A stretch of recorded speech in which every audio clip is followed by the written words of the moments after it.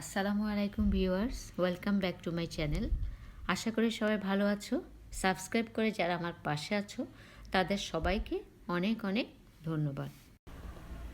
আমরা পড়ছি চলতরিত অধ্যায়।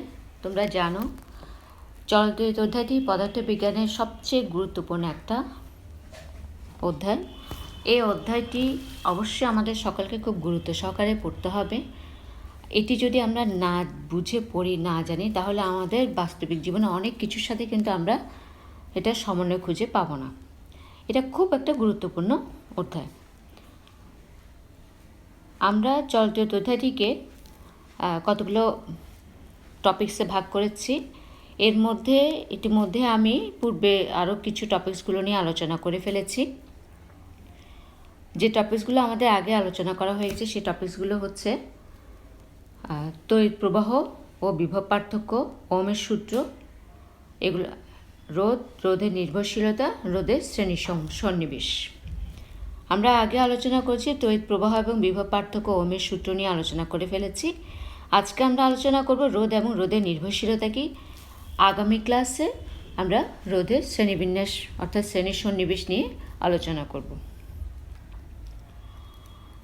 রোধ বা রোধের নির্ভরশীলতা বুঝতে গেলে আমাদের অবশ্যই পূর্ব পাঠের কিছু ধারণা থাকতে হবে, বেসিক আইডিয়াটা থাকতে হবে। যে আইডিয়াটা না হলে আমরা রোধ সম্পর্কে পড়তে পারবো না।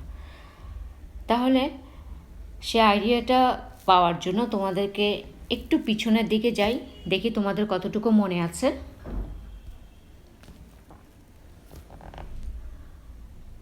দেখি তোমাদের একটু মেধাকে যাচাই করে নিই। বলো তো দেখি, ওহমের সূত্রের জন্য কোন সম্পর্কটি সঠিক?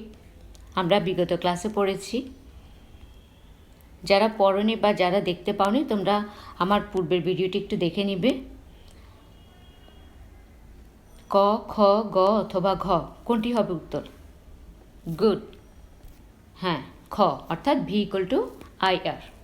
এটা হচ্ছে আমাদের ওহমের সূত্র। এরপরে আসি আরেকটি প্রশ্ন, গাণিতিক সমস্যা, দেখি সমাধান করতে পারো কিনা। 200 ওহম রোধের একটি বাতি 0.5 অ্যাম্পিয়ার বিদ্যুৎ টানে, এর দুই প্রান্তের বিভব পার্থক্য কত হবে? খুব দ্রুত ক্যালকুলেশনটা করে আমাকে উত্তরটা বলো দেখি।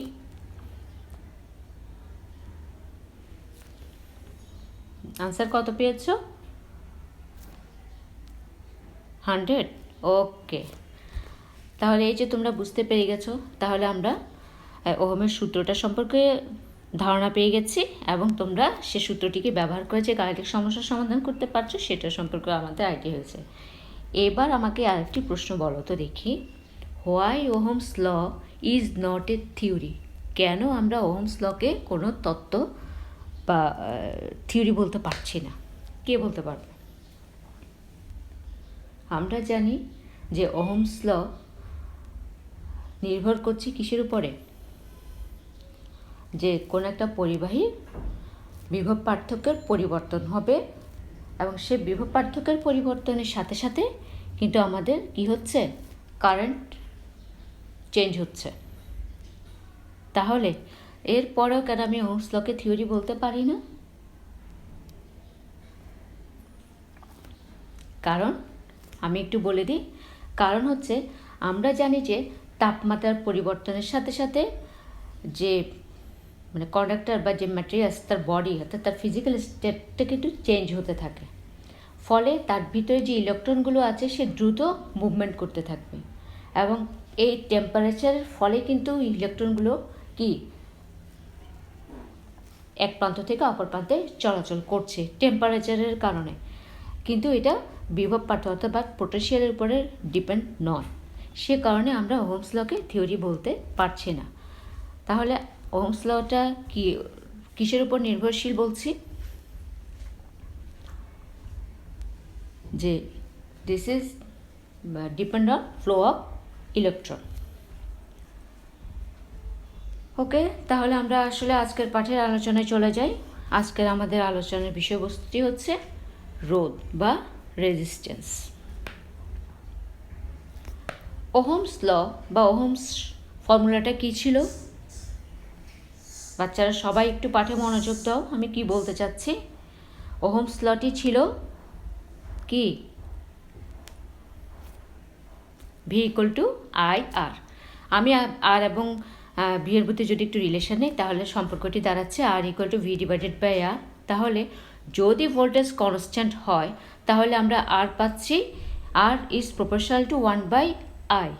এই অর্থাৎ আর সম্পূর্ণ আই এর অপোজিট। এখানে আরটা হচ্ছে রেজিস্ট্যান্স, আইটা হচ্ছে কারেন্ট, ভিটা হচ্ছে ভোল্টেজ। তাহলে রেজিস্ট্যান্সটা কিন্তু সম্পূর্ণ নির্ভর করছে কাকে? কারেন্টকে। রেজিস্ট্যান্স যত বাড়বে, আমি এখানে তীর চিহ্ন দিয়ে বুঝিয়েছি, অর্থাৎ মোর রেজিস্ট্যান্স লেসার কারেন্ট, অর্থাৎ রেজিস্ট্যান্স যত বাড়বে কারেন্ট তত কমবে। আবার রেজিস্ট্যান্স যত কমছে কারেন্ট তত বাড়ছে। কারণ হচ্ছে resistance is proportional to 1 by I. এই কারণে অর্থাৎ রেজিস্ট্যান্স কারেন্টের অপোজিট। তাহলে রেজিস্ট্যান্স হচ্ছে resisting the flow of electric current, অর্থাৎ রোধ তড়িৎ প্রবাহের একটি বিপরীত প্রক্রিয়া। তাহলে আমরা কি দাঁড়াচ্ছে রেজিস্ট্যান্স কি? Resistance is a measure of the opposition to current flow in an electrical circuit.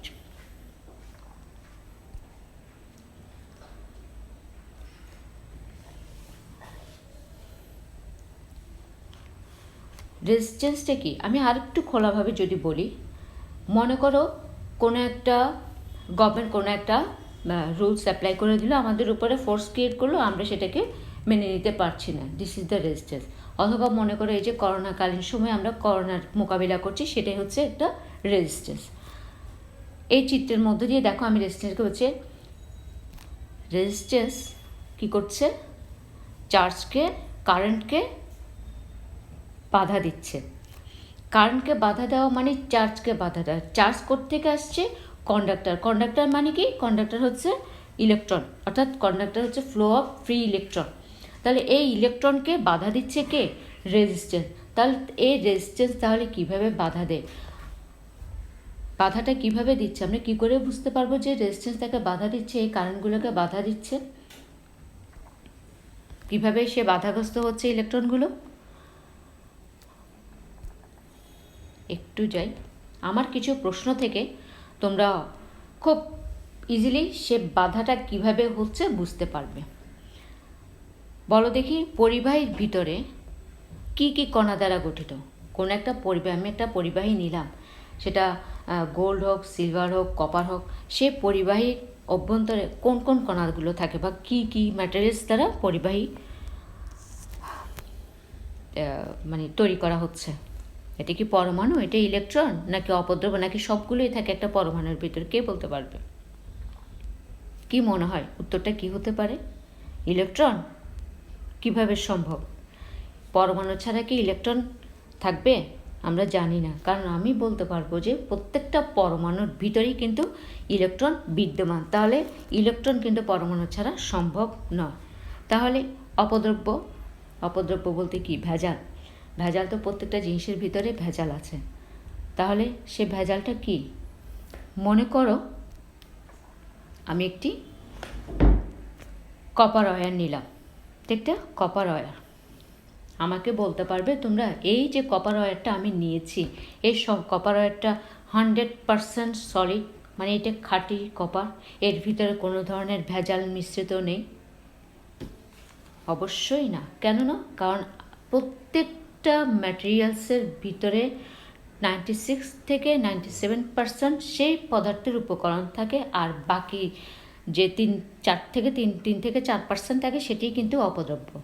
কেন অপদ্রব্যটাকে মেশানো হয়? সাপোজ তোমাদেরকে আমি একটা গোল্ডের কথা বলি, সবাই গোল্ড পড়ছে, গোল্ড, এই গোল্ডটার সাথে যদি অপদ্রব্য মিশ্রিত না থাকে, সেখানে তোমার আয়রন থাকছে, লোহা থাকছে, নিকেল থাকছে, যদি এগুলো যদি মিশ্রিত না থাকতো তাহলে তাকে বাঁকা করানো যেত না। সেই কারণে প্রত্যেকটা ম্যাটেরিয়ালসের ভিতরে আমার কিছু না কিছু অপদ্রব্য বিদ্যমান। তাহলে আমার যে প্রশ্নটা, সে প্রশ্নটা উত্তরটা তোমরা নিশ্চয়ই পেয়ে গেছো, যে পরিবাহীর ভিতর কোন ধরনের কণা বিদ্যমান? পরমাণু, ইলেকট্রন, নাকি অপদ্রব্য? অবশ্যই সবগুলোই থাকছে, কারণ পরমাণু, প্রত্যেকটা পরমাণু তার নিজস্বতা নিয়ে থাকে, এবং সে পরমাণুর ভিতরে ইলেকট্রন আছে, ইলেকট্রন যখন আছে তার ভিতরে কিছু ভেজালও থাকবে, সেগুলোই নিয়েই কিন্তু সে অর্থাৎ পরিবাহীটা গঠিত।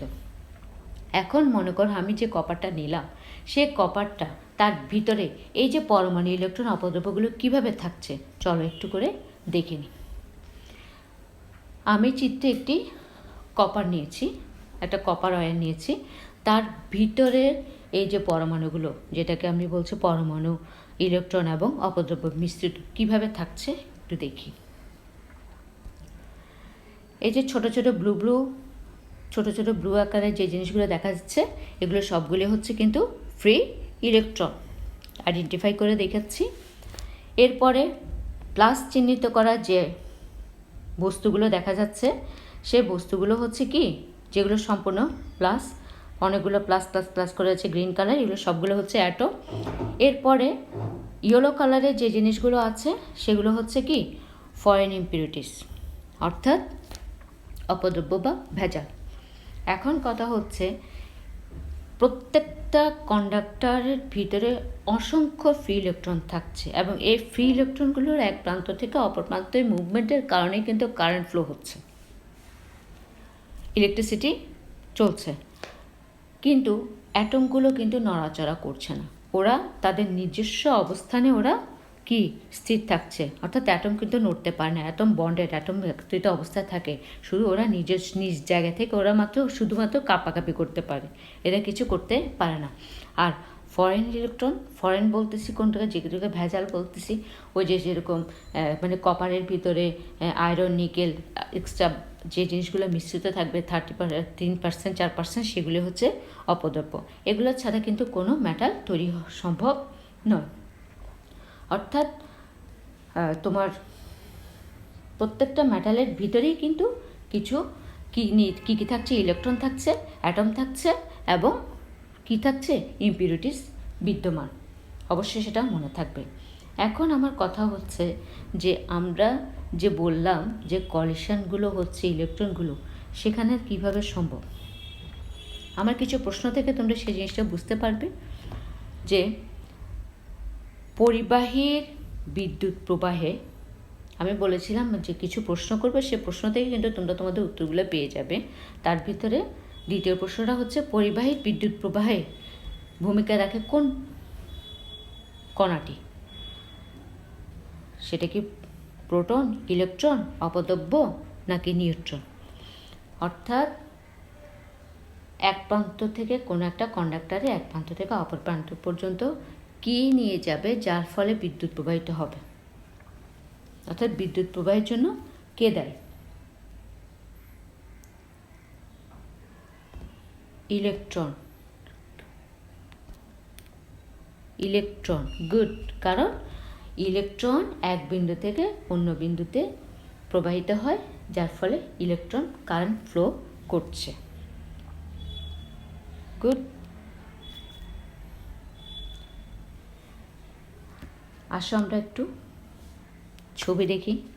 আমি বলেছি 3টা প্রশ্ন করব, সেই 3টা প্রশ্নের ভিতরে আমাকে একটা প্রশ্ন, আমি এখানে দেখছি একটা পরিবাহী, তার ভিতরে ছোটাছুটি করছে, কন্ডাক্টরের ভিতরে অসংখ্য ফ্রি ইলেকট্রন থাকে, সেগুলো ছোটাছুটি করছে, অ্যাটমগুলো যার যার অবস্থানে আছে। আমাকে এখন একটু করে বলো তো দেখি, ইলেকট্রন কি চোখে দেখে? ইলেকট্রনের কি চোখ আছে? ইলেকট্রন কি দেখে দেখে সামনের দিকে অগ্রসর হচ্ছে না? তাহলে কি দাঁড়াচ্ছে, দেখা যাচ্ছে যে ছবিতে আমরা দেখছি যে এই ইলেকট্রনগুলো যখন সামনের দিকে যাচ্ছে মুক্তভাবে, হাঁটছে, চলছে সামনের দিকে, হঠাৎ করে সে একটা অ্যাটমের সাথে ধাক্কা খাচ্ছে, ধাক্কা খেয়ে সে পিছনের দিকে সরে আসছে, আবার সে চলছে, আবার একটা অ্যাটমের সাথে সে ধাক্কা খেয়ে পিছনের দিকে সরে আসছে। এই যে বারবার সে সামনের দিকে অগ্রসর হচ্ছে, আবার সে ধাক্কা খেয়ে পিছনের দিকে চলে আসছে, এই জিনিসটা, অর্থাৎ এই ইলেকট্রনের এই কলিশনটাকে কি বলছি, এই ইলেকট্রনের সাথে যে ধাক্কাটা খাচ্ছে পরমাণুর সাথে, এই ধাক্কাটাই হচ্ছে আমাদের ফিজিক্সের ভাষায় আমরা একে বলছি রোধ বা রেজিস্ট্যান্স। তাহলে এই রেজিস্ট্যান্সটা কি? রেজিস্ট্যান্সটি হচ্ছে যদি কোনো পরমাণু, অর্থাৎ কোনো ইলেকট্রন কোনো একটা পরমাণুর সাথে ধাক্কা খায়, ধাক্কা খাওয়ার ফলে সে যেহেতু পিছনের দিকে সরে আসে, সে সরে আসার ফলে তার ভরবেগ কমে যাবে। ভরবেগ যখন কমে যাবে তখন সে গতির হ্রাস পাবে, অর্থাৎ সে সামনের দিকে আর অগ্রসর হতে পারছে না। সাপোজ ধরো তোমাদের মনে করো তোমাদের যখন স্কুল ছুটি হচ্ছে, প্রচুর ভিড়, তুমি সামনে অনেক ভিড়, গেটের বাইরে তুমি যে স্কুল ছুটির পর তুমি বাসার জন্য গেট থেকে বেরোতে চাচ্ছ, কিন্তু দেখা যাচ্ছে তুমি যতই সামনের দিকে অগ্রসর হচ্ছ, লোকের ভিড়ের কারণে তুমি সামনের দিকে এগোতে পারছো না, যার কারণে তুমি তোমার গতিতে কী হচ্ছে, বাধাগ্রস্ত হচ্ছে। This is called the resistance or রোধ। ওকে, তাহলে এই সংঘর্ষের কারণে কিন্তু আমাদের বিদ্যুৎ প্রবাহে কী হচ্ছে, বাধা পাচ্ছে, আর এই বাধাটাকে আমরা বলছি রোধ। তাহলে সংক্ষেপে কি বলা যাচ্ছে যে more collision more will be the resistance, less collision less will be the resistance. অর্থাৎ কলিশন যত বাড়বে রেজিস্ট্যান্স তত বাড়বে, আর কলিশন যত কমবে রেজিস্ট্যান্স তত কমে যাবে। তাহলে রোধের সংজ্ঞা কী দাঁড়ায়? ইলেকট্রন কোনো পরিবাহীর মধ্য দিয়ে চলার সময় এর অভ্যন্তরের অণুপরমাণুর সাথে সংঘর্ষে লিপ্ত হয়, ফলে এদের গতি কী হচ্ছে, বাধাগ্রস্ত হয় এবং তড়িৎ প্রবাহ বিঘ্নিত হয়। পরিবাহীর এই ধর্মকে কিন্তু আমরা বলছি রোধ। অর্থাৎ একে যেহেতু বাধা দিচ্ছে, একে আবার অপোজিশনও বলা হচ্ছে।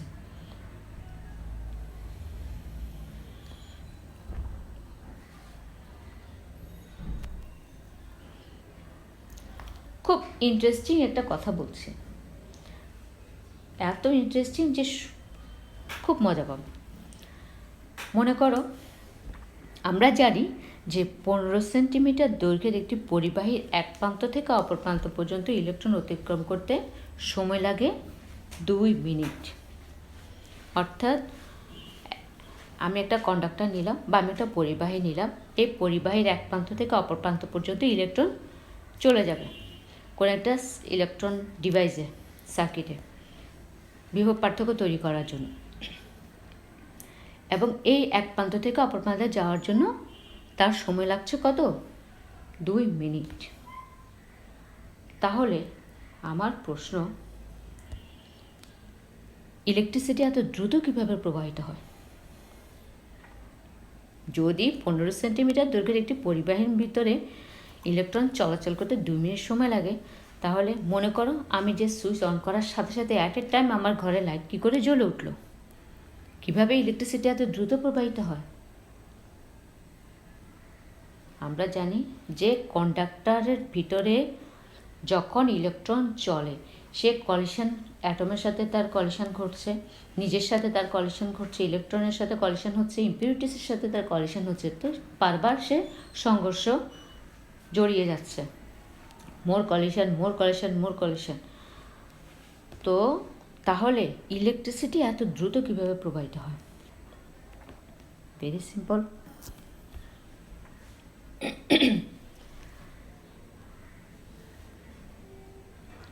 আমি একটা কন্ডাক্টর নিই, এই কন্ডাক্টর 2 মিনিট পর্যন্ত সময়, দেখো হচ্ছে কিনা 2 minute 2 minute 2 minute 2 minute 2 minute সংঘর্ষ সংঘর্ষ সংঘর্ষ সংঘর্ষ করে করে, অর্থাৎ কোলাইড কোলাইড কোলাইড করে করে ইলেকট্রন পাস হচ্ছে এক প্রান্ত থেকে অপর প্রান্তে, 2 মিনিট হয়ে গেল।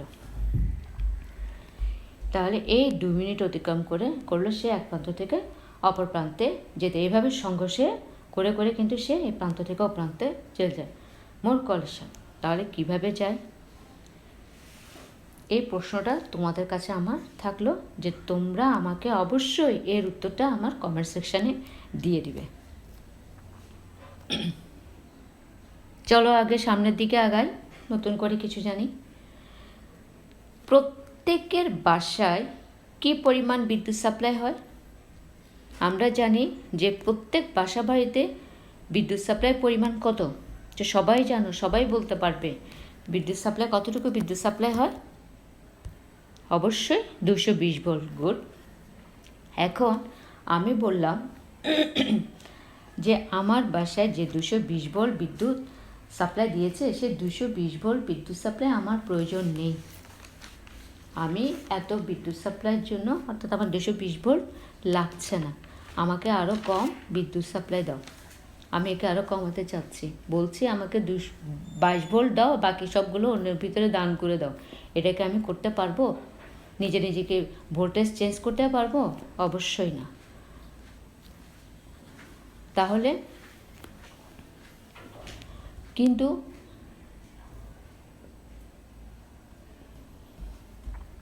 প্রয়োজনে আমাকে ইলেকট্রিসিটি ইউজ কমাতে হবে, কিন্তু আমি ভোল্টেজ কখনো চেঞ্জ করতে পারবো না। অর্থাৎ ভোল্টেজটা কনস্ট্যান্ট। তাহলে এই ভোল্টেজটাকে যদি আমি কম করতে চাই বা চেঞ্জ করতে চাই, তাহলে আমাকে কি করতে হবে? অবশ্যই আমাদের ঘরের সামনে একটা ট্রান্সফর্মার লাগাতে হবে। এটা কি সম্ভব? তোমরা কি একটা ট্রান্সফর্মার লাগাতে পারবে? অবশ্যই এটা অনেক ব্যয়বহুল। তাহলে ভোল্টেজ যখন কনস্ট্যান্ট, কারেন্টও কনস্ট্যান্ট। কেন? আমরা জানি Ohm's law, V is proportional to I, অর্থাৎ যে পরিমাণ ভোল্টেজ সে পরিমাণে কি হবে? কারেন্ট সাপ্লাই হবে। তাহলে আমাদের ঘরে যে এতগুলো বৈদ্যুতিক যন্ত্রপাতি আছে, সবগুলো কি একই কারেন্টে চলবে? উত্তর কী দাঁড়াচ্ছে? সবাই আমার ফ্রিজ, মাইক্রোওয়েভ, টিউবলাইট, ল্যাপটপ, এগুলো সবগুলোর জন্য কি আমার একই কারেন্ট প্রয়োজন? মাইক্রোওয়েভের জন্য বেশি কারেন্ট লাগছে, ফ্রিজের জন্য বেশি কারেন্ট লাগছে, টিউবলাইটের জন্য কম কারেন্ট লাগছে, ল্যাপটপের জন্য অ্যাডাপ্টার যে পাওয়ার সাপ্লাই দিচ্ছে সেটার পরিমাণও কম। প্রত্যেকটা যন্ত্রপাতির জন্য আমার আলাদা আলাদা পাওয়ার সাপ্লাই লাগছে। তাহলে আমি কিভাবে ভোল্টেজকে কনস্ট্যান্ট রেখে সে কারেন্টকে প্রত্যেক ডিভাইসের মধ্যে ডিস্ট্রিবিউট করব? তাহলে আমরা কি ভোল্টেজ চেঞ্জ করতে পারছি না? তাহলে আমরা চেঞ্জ করব কি? With the help of resistance. আমরা কিভাবে কারেন্ট কমাবো? আমরা এই কারেন্ট কমানোর জন্য কার উপর নির্ভরশীল হতে হবে? অবশ্যই আমাকে রেজিস্ট্যান্সের উপর নির্ভর হতে হচ্ছে। তাহলে সেই রেজিস্ট্যান্সের উপর আমরা কিভাবে নির্ভরশীল হচ্ছি? আমরা জানি যে পরিবাহী রোধ হলো তার ভিতরে যে পরমাণু তার কলিশন। ওহমের সূত্র থেকে আমরা পাচ্ছি V is proportional to I, সেখান থেকে পাচ্ছি V equal to I R equal to পাচ্ছি কি 1/I যখন ভোল্টেজ কনস্ট্যান্ট। তাহলে আরটা চেঞ্জ হচ্ছে, আরটাকে চেঞ্জ করে আমরা অবশ্যই আইকে চেঞ্জ করতে পারবো। তাহলে রেজিস্ট্যান্স চেঞ্জ করে আমি কারেন্ট কমাতে পারছি, কিন্তু সেখানে ভোল্টেজ কনস্ট্যান্ট। তাহলে what is the factor? This factor affecting the resistance collision effect. Okay, factor affecting the resistance to change the current in a circuit without changing the voltage. I need to change the resistance. ওকে, তাহলে তোমরা সবাই বুঝতে পেরেছো আমি current পরিবর্তন করতে গেলে আমাকে কাকে চেঞ্জ করতে হচ্ছে? অবশ্যই রেজিস্ট্যান্স চেঞ্জ করলে আমরা বরাবরই কী করব? কম কারেন্ট সাপ্লাই পাবো। What is the factor? এই রেজিস্ট্যান্সের জন্য কোন কোন ফ্যাক্টরের উপর ডিপেন্ড করতে হচ্ছে? সাপোজ আমি এখানে বাসা বাড়িতে ব্যবহৃত একটা পানির পাইপ নিলাম, দুটো পানির পাইপ নিলাম। এই পানির পাইপের ভিতর দিয়ে পানি প্রবাহিত হবে। যখন পানিটা প্রবাহিত হচ্ছে, পানির পাইপের গা ঘেঁষে এখানে দেখা যাচ্ছে যে দুটি পাইপের দৈর্ঘ্য কিন্তু একটি ছোট একটি বড়। মনে করো প্রথম পাইপের হচ্ছে এটা হচ্ছে 10 মিটার, তারপরটা মনে করো 20 মিটার। পাইপের গা ঘেঁষে যখন পানি প্রবাহিত হবে তখন অবশ্যই পানির পাইপের সাথে পানি পাইপের ওয়ালের সাথে কিন্তু এক ধরনের একটা ফ্রিকশন তৈরি করবে। এই ফ্রিকশনের ফলে কিন্তু পানির ফ্লোটা হবে। এখন আমাকে বলো তো দেখি, কোন পাইপের ভিতরে অধিক ফ্রিকশন হবে বা অধিক রেজিস্ট্যান্স পাবে? অবশ্যই যে পাইপটি যত লম্বা ঠিক তত বেশি ফ্রিকশান হবে, অর্থাৎ তত বেশি কী হবে, রেজিস্ট্যান্স থাকবে। এই জিনিসটিকে যদি আমি কোনো কন্ডাক্টরের মধ্যে অ্যাপ্লাই করি, সেম থিমটাকে আমি কোনো একটা কন্ডাক্টরের ভিতরে অ্যাপ্লাই করি, দুটো কন্ডাক্টর নিয়েছি, একটা লেংথ ছোট, একটা লেংথ বড়। এই লেংথের পরিবর্তন হচ্ছে কন্ডাক্টরের ভিতরে, অর্থাৎ মুক্ত ইলেকট্রনগুলো প্রবাহিত হচ্ছে। এখন আমি বললাম যে এই প্রথমটা যদি 10 সেন্টিমিটার হয়, 10 মিটার, তারপরটা হচ্ছে কত, 20 মিটার। তাহলে ইলেকট্রন লেংথের এক প্রান্ত থেকে অপর প্রান্ত পর্যন্ত কি হচ্ছে, প্রবাহিত হবে। কিভাবে যাবে, এভাবে কলিশন কলিশন কলিশন, অর্থাৎ সংঘর্ষ, অর্থাৎ ধাক্কা খেয়ে খেয়ে ইলেকট্রন এক প্রান্ত থেকে অপর প্রান্তে যাবে। তাহলে দ্বিতীয় 20 মিটার দৈর্ঘ্যের ভিতরে ইলেকট্রনগুলো যাচ্ছে, কোনটি আগে যাবে, কোনটি আগে যাবে? আমরা এর আগে বলেছি লেংথ যত বাড়বে কলিশন তত বাড়বে এবং রোধও তত বাড়বে। অর্থাৎ লেংথের সাথে কলিশনের সম্পর্ক, সংঘর্ষের সম্পর্ক, ঠিক একইভাবে রোধের সম্পর্ক, অর্থাৎ length increases, collision increases, resistance increases. তাহলে আমাদের কি দাঁড়াচ্ছে, আর ইজ প্রপোর্শনাল টু এল। এল আমি লেংথটি আইডেন্টিফাই করছি। এরপরে 2 নম্বর কন্ডিশনে যাই। ক্রস সেকশন এরিয়া অর্থাৎ প্রস্থচ্ছেদের ক্ষেত্রফল এরিয়ার উপর ডিপেন্ড করছে। এখানেও দুটি পাইপ নিয়েছি। দেখা গেল 1 নম্বর পাইপ থেকে 2 নম্বর পাইপের চলাচলের মাঝখানে একটু মাঝখানে কি হলো, চাপা। এই দুটো পাইপের ভিতরে কোনটির মধ্য দিয়ে, একই কথা, কার ভিতরে পানির ফ্লোটা একটু বেশি হবে? তাহলে প্রস্থচ্ছেদের ক্ষেত্রে আমাদের কি দাঁড়াচ্ছে, প্রস্থচ্ছেদের ক্ষেত্রেও অর্থাৎ ক্রস সেকশনাল এরিয়া, এখানে দেখা যাচ্ছে যে কোনো কন্ডাক্টরের ভিতরে যখন সারফেস এরিয়া বড় হচ্ছে তখন সেখানে ইলেকট্রনগুলো ফ্রি মুভমেন্ট করতে পারছে, অর্থাৎ সেখানে কলিশনটা কমে যাচ্ছে এবং রেজিস্ট্যান্সও কম হচ্ছে। এখন প্রশ্ন আসতে পারে তোমাদের মাথায় যে বারবারই তোমরা বলেছো যে রেজিস্ট্যান্স অবশ্যই কলিশনের উপর, যত কলিশন ততই রেজিস্ট্যান্স। তো এখানে ভিন্ন কেন? এখানে ভিন্ন এই কারণে যে যখন কোনো একটা কন্ডাক্টরের সারফেস এরিয়া বাড়তে থাকে তখন পরমাণুগুলো একটা অবস্থানগুলো একটু ফাঁকা ফাঁকা থাকে, অনেক দূরে দূরে অবস্থান করে। এই পরমাণুগুলো দূরে দূরে অবস্থান করার কারণে, অ্যাটমগুলো দূরে দূরে অবস্থান কারণে যে ইলেকট্রনগুলো, ফ্রি ইলেকট্রনগুলো, তারা মুভমেন্ট করার জন্য প্রচুর স্পেস পেয়ে যায়, যার কারণে সেক্ষেত্রে সেই এরিয়ার বৃদ্ধি পাওয়ার কারণে তার কলিশনগুলো কম হচ্ছে। তাহলে আমরা কি বলতে পারি? আমরা বলতে পারি যে এরিয়া যত বাড়বে কলিশন তত কমবে, রেজিস্ট্যান্স তত কমবে। অর্থাৎ area increases, collision decreases, resistance decreases, vice versa. তাহলে একে আমরা এভাবে লিখতে পারি, আর ইজ প্রপোর্শনাল টু 1/a। যদি আমি এদের সমন্বয় করি তাহলে দাঁড়াচ্ছে কি, নির্দিষ্ট তাপমাত্রায় নির্দিষ্ট উপাদানের পরিবাহীর রোধ তার দৈর্ঘ্যের সমানুপাতে এবং প্রস্থচ্ছেদের ক্ষেত্রফলের ব্যস্তানুপাতে পরিবর্তিত হয়। একে আমরা রোধের সূত্র বলছি, অর্থাৎ আর ইজ প্রপোর্শনাল টু L/A।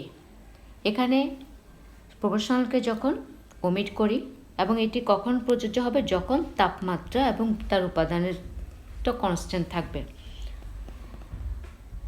একটা রো এসছে, সেটা হচ্ছে কি ধ্রুবক কনস্ট্যান্ট।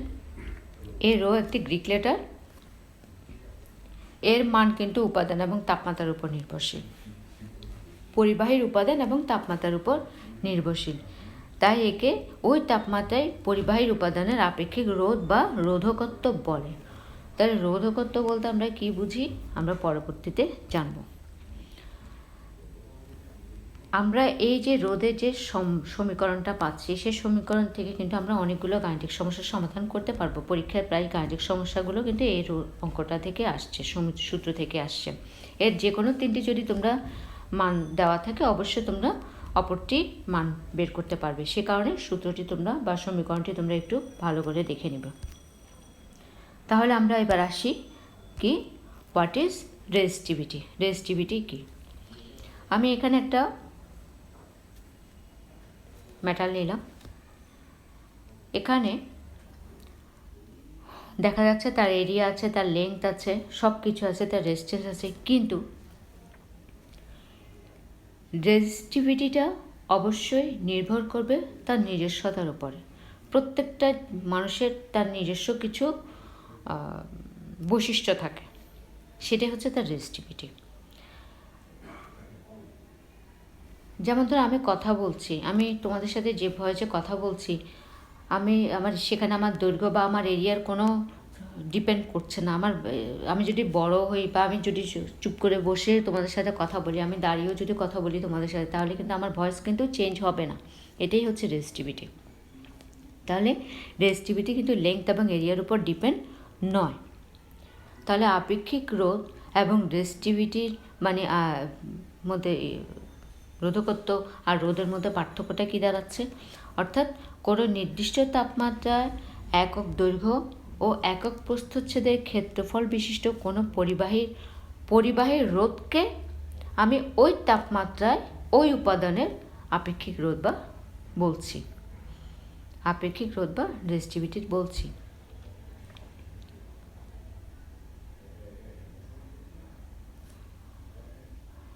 অর্থাৎ নির্দিষ্ট তাপমাত্রায় কোনো পরিবাহীর রোধ এর ভৌত অবস্থা নির্ভর করে।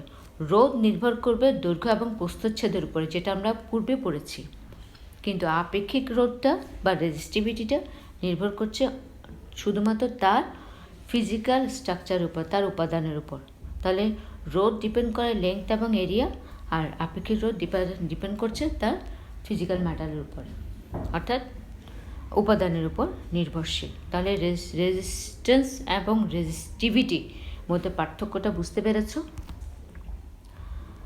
তাহলে আমরা আসি রোধের আপেক্ষিক রোধের এসআই ইউনিট কি। আপেক্ষিক রোধের এসআই ইউনিট আমি এখানে ক্যালকুলেশন করে দেখিয়েছি। এসআই ইউনিটটা পাচ্ছে ওহম মিটার।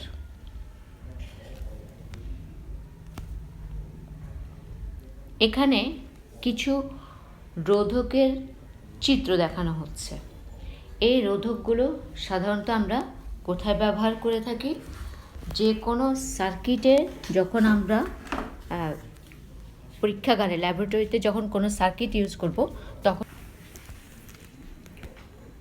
এখানে দুই ধরনের রোধ আছে। একটা হচ্ছে স্থির, অর্থাৎ এগুলা ব্যান্ড আকারে, এটা হচ্ছে ফিক্সড, এবং আরেকটি হচ্ছে যেটা এটা পরিবর্তিত, এটা ইচ্ছা মতো আমি একে মানগুলো চেঞ্জ করতে পারছি। এবং এই যে ব্যান্ডিং যে রোধগুলো দেখা যাচ্ছে, এগুলোর প্রত্যেকের এক একটা কালারিং ব্যান্ড আছে এবং প্রত্যেকটা নির্দিষ্ট মান আছে। এগুলো কিন্তু সাধারণত আমরা ল্যাবরেটরিতে একটা ছোটোখাটো জিনিস ব্যবহার করার জন্য এগুলো ব্যবহার করে থাকি। তো বাচ্চারা, তোমরা আশা করি আজকের টপিকসটা বুঝতে পেরেছ। আমরা আগামী ক্লাসে রোধের শ্রেণী সন্নিবেশ এবং সমান্তরাল সন্নিবেশ নিয়ে আলোচনা করব। সে পর্যন্ত ভালো থাকবে এবং আমার সাথেই থাকবে। আমার চ্যানেলটি যদি সাবস্ক্রাইব করে না থাকো, তাহলে সাবস্ক্রাইব করবে এবং পাশে থাকা বেল আইকনটি অন করে রাখবে নতুন আপডেট পাওয়ার জন্য। যদি ভিডিওটি ভালো লেগে থাকে তাহলে লাইক এবং বেশি বেশি শেয়ার করবে। ভিডিওটি কেমন লেগেছে এবং যদি এই অধ্যায় সংক্রান্ত প্রবলেম পেয়ে থাকো, তা অবশ্যই আমাকে কমেন্ট বক্সে জানাবে এবং অবশ্যই আমাকে ফেসবুক পেজে ফলো করবে। তার লিঙ্ক আমার ডেসক্রিপশানে দেওয়া থাকবে। আল্লাহ হাফেজ।